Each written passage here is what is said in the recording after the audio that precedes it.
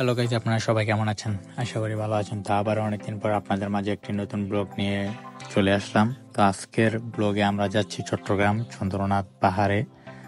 তো চন্দ্রনাথ পাহাড়ে যাওয়ার জন্য প্রথমে আপনাদেরকে যে কোনো বাস স্ট্যান্ড থেকে, ঢাকার বা যে কোনো স্থান থেকে আপনাদেরকে আসতে হবে চট্টগ্রাম শহরে। চট্টগ্রাম শহর থেকে আপনারা চলে যাবেন অটোতে করে একদম চন্দ্রনাথ পাহাড়ে।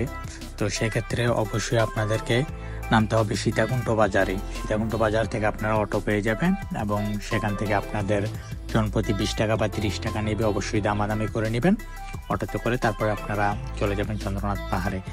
তো অটোতে যেতে যেতে অনেক দূর থেকে চন্দ্রনাথ পাহাড়ের কিছু মনোমুগ্ধকর দৃশ্য দেখা যায়। তো সেগুলো আপনারা উপভোগ করবেন এবং কি দেখতে দেখতে একটা সময় আপনারা চন্দ্রনাথ পাহাড়ে পৌঁছে যাবেন। তো আমরাও ঠিক সেমভাবে চন্দ্রনাথ পাহাড়ের দৃশ্যগুলো উপভোগ করতেছিলাম। তো দেখতে দেখতে একটা সময় অটোতে করে আমরা পাহাড়ের খুব কাছাকাছি চলে আসি এবং পাহাড়ের খুব কাছাকাছি চলে আসার পর আপনারা দেখতে পারবেন যে কিছু দোকানে লাঠি পাওয়া যায়। অবশ্যই আপনারা লাঠি নিয়ে নেবেন, কেননা পাহাড়ে উঠতে গেলে অবশ্যই আপনাদের লাঠির প্রয়োজন হবে।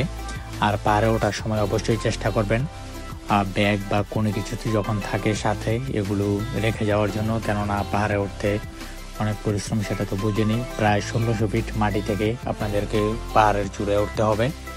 তো এই ব্যাগগুলো, আপনাদের যে জিনিসপত্রগুলো, এগুলো চাইলে আপনারা দোকানেও জমা দিয়ে যেতে পারেন।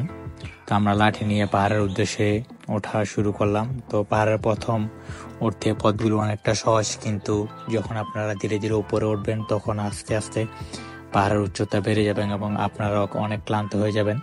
কিন্তু ক্লান্ত হওয়ার পর যখন আপনারা একটা ভিউ দেখবেন, অনেক উপরে ওঠার পর যখন পাহাড়ে চড়ে উঠে যাবেন, সেই ভিউটা দেখে আপনাদের সব ক্লান্তি নিমিশেই দূর হয়ে যাবে। তো আমি আপনাদেরকে কিছু পাহাড়ের ফুটেজ দেখাচ্ছি, আপনারা দেখেন।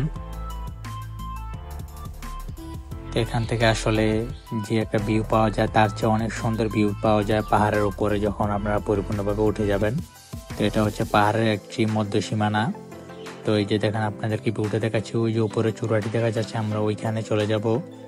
তো সেক্ষেত্রে আপনাদের 2 ঘন্টার মতো পাহাড় বাসতে হবে। তারপরে এই যে দেখুন, আমরা এখন বর্তমানে চূড়ায় উঠে গেছি পাহাড়ের।